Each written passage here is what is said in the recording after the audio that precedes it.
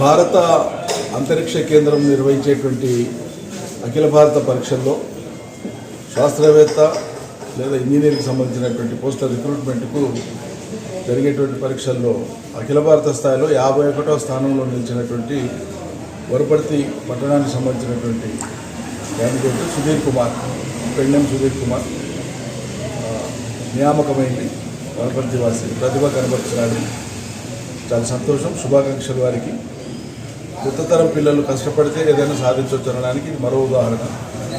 ఇటీవలి కాలంలో గత దశాబ్ద కాలంగా తెలంగాణ ప్రాంతం నుంచి అనేక మంది కేంద్ర సర్వీసులలో టాపర్స్గా నిలుస్తున్నారు. అనేక మంది ర్యాంకులు సంపాదించుకుంటున్నారు, వెలుగులోకి వస్తున్నారు.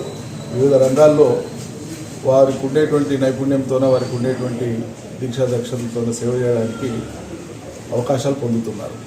ఇది శుభపరిణామం. తెలంగాణ సాధించిన తర్వాత అఖిల భారత స్థాయిలో కేంద్ర సర్వీసులలో నంబర్ 1 స్థానానికి వచ్చినటువంటి వాళ్ళు, నంబర్ 2, నంబర్ 3 అఖిల భారత స్థాయిలో సర్వీసులలో ర్యాంకులు పొందినటువంటి వాళ్ళు అనేక సందర్భాల్లో అనేక మంది పొందినారు ఈ 10 ఏళ్ల కాలంలో.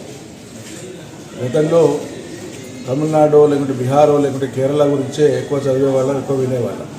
మా యుక్త వయసులో ఉన్నప్పుడు ఆ ప్రాంతాల వాళ్ళే కేంద్ర సర్వీసులలో ఎక్కువ నియామకమైంది. కానీ వాళ్ళ దేశంలో రివర్స్ అయింది. దానికి కారణం తెలంగాణలో వచ్చినటువంటి ఒక సుస్థిరమైనటువంటి ఆర్థిక ప్రగతి ఏదైతే ఉందో అన్ని కుటుంబాల్లో, ఆయా కుటుంబాల్లో ఉండేటువంటి తల్లిదండ్రులు కానీ ఇతర కుటుంబ సభ్యులు కానీ చదువు పట్ల పెట్టినటువంటి దృష్టి, ప్రత్యేక దృష్టి, చదువుకు ప్రభుత్వాలు ఇస్తున్నటువంటి ఆ ప్రాధాన్యత, వాళ్ళు నిలదొక్కునేటువంటి తీరు భవిష్యత్తు లక్ష్యాలను నిర్దేశించుకోవడానికి ఇది ఒక ప్రాతిపదికగా తయారైంది. ఇది శుభపరిణామం.